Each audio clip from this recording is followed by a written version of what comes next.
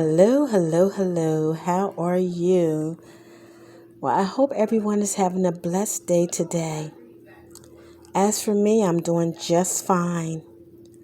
I want to welcome you to Bible Study with Doreen. And today, I want to talk to you about the book of Genesis, chapter 42.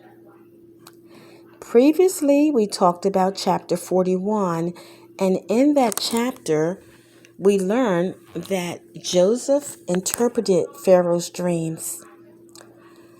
And because he interpreted Pharaoh's dreams, he was let out of prison and put in a very high position, being only second to Pharaoh. So now we're at chapter 42, and I will begin reading at the first verse. When Jacob learned that there was grain in Egypt, he said to his sons, "Why do you just keep looking at each other?" He continued. "I have heard that there is grain in Egypt. Go down there and buy some for us, so that we may live and not die." Then 10 of Joseph's brothers went down to buy grain from Egypt. But Jacob did not send Benjamin, Joseph's brother, with the others, because he was afraid that harm might come to him. So Israel's sons were among those who went to buy grain, for there was famine in the land of Canaan also. Now Joseph was the governor of the land, the person who sold grain to all its people. So when Joseph's brothers arrived, they bowed down to him with their face to the ground. As soon as Joseph saw his brothers, he recognized them, but he pretended to be a stranger and spoke harshly to them. "Where do you come from?" he asked. "From the land of Canaan," they replied, "to buy food." Although Joseph recognized his brothers, they did not recognize him. Then he remembered his dreams about them and said to them, "You are spies. You have come to see where our land is unprotected." "No, my lord," they answered. "Your servants have come to buy food. We are all the sons of one man. Your servants are honest men, not spies." "No," he answered them. "You have come to see where our land is unprotected." But they replied, "Your servants are 12 brothers, the sons of one man, who lives in the land of Canaan. The youngest is now with her father, and the other one is no more." Joseph said to them, "It is just as I told you. You are spies, and this is how you will be tested. As surely as Pharaoh lives, you will not leave this place unless your younger brother comes here. Send one of your number to get your brother. The rest of you will be kept in prison, so that your words might be tested to see if you are telling the truth. If you're not, then as surely as Pharaoh lives, you are spies." And he put them all in custody for 3 days. On the third day, Joseph said to them, "Do this and you will live, for I fear God. If you are honest men, let one of your brothers stay here in prison, while the rest of you go and take grain back for your starving households. But you must bring your youngest brother to me, so that your words may be verified and that you may not die." This they proceeded to do. They said to one another, "Surely we are being punished because of our brother. We saw how distressed he was when he pleaded with us for his life, but we would not listen. That's why this distress has come on us." Reuben replied, "Didn't I tell you not to sin against the boy? But you wouldn't listen. Now we must give an accountant for his blood." They did not realize that Joseph could understand them, since he was using an interpreter. He turned away from them and began to weep. But then he came back and spoke to them again. He had Simeon taken from them and bound before their eyes. Joseph gave orders to fill their bags with grain, to put in each man's silver back in his sack, and to give them provisions for their journey.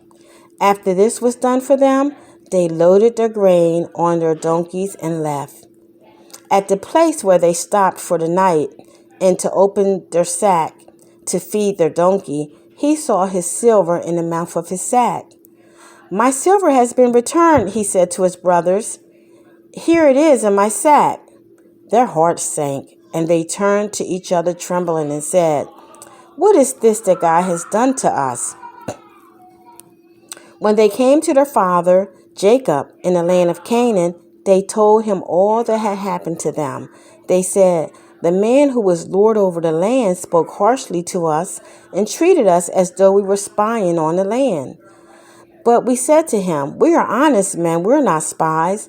We are 12 brothers, sons of one father.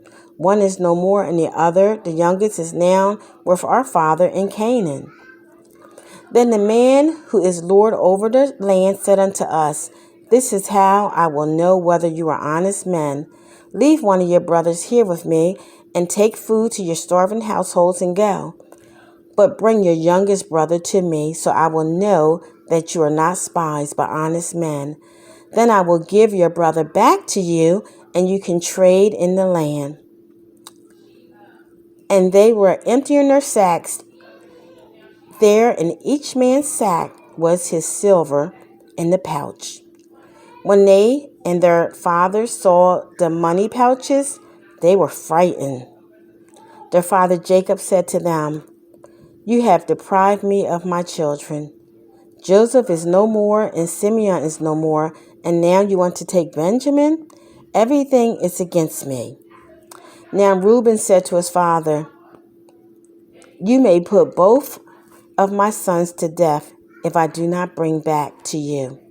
Entrust him in my care, and I will bring him back.' But Jacob said, 'My son will not go down there with you. His brother is dead, and he is the only one left. If harm comes to him on the journey you are taking, you will bring my gray head down to the grave in sorrow.'" Amen. And that concludes the reading of Genesis chapter 42. Well, there's so much to unpack in this. First of all, to give a little background, from the previous chapters, there was a famine in all of the land. And all of the land in Egypt and Canaan, all of the surrounding land, there was a famine. There wasn't food. But Jacob prepared for this famine because they had 7 good years, and then they would have 7 years of famine. That was a part of Pharaoh's dream. So Joseph, being in charge, he put up food. He put the food up so that they would have food the 7 years. So here comes his brothers traveling this long distance to get food for their family. And as we read, that they bowed down their face to the ground. That was a part of Joseph's dream way back in Genesis. And this is the reason why his brothers did not like him. They were jealous of him because his father loved him very much. And now Joseph wants to see his brother that's from his mother. Joseph and Benjamin has the same mother. The rest of them don't. So Joseph wants to see his little brother. And their mother is the wife that their father loved dearly. So their father does not want to part with his youngest child, Benjamin. But Joseph is demanding to see him. So Joseph knew who they were, but they did not know who Joseph was. They gave Joseph up to die. They believed Joseph was dead. But that's the way it goes. So if you have any questions, feel free to put them in the comment section, and I'll be more than happy to answer.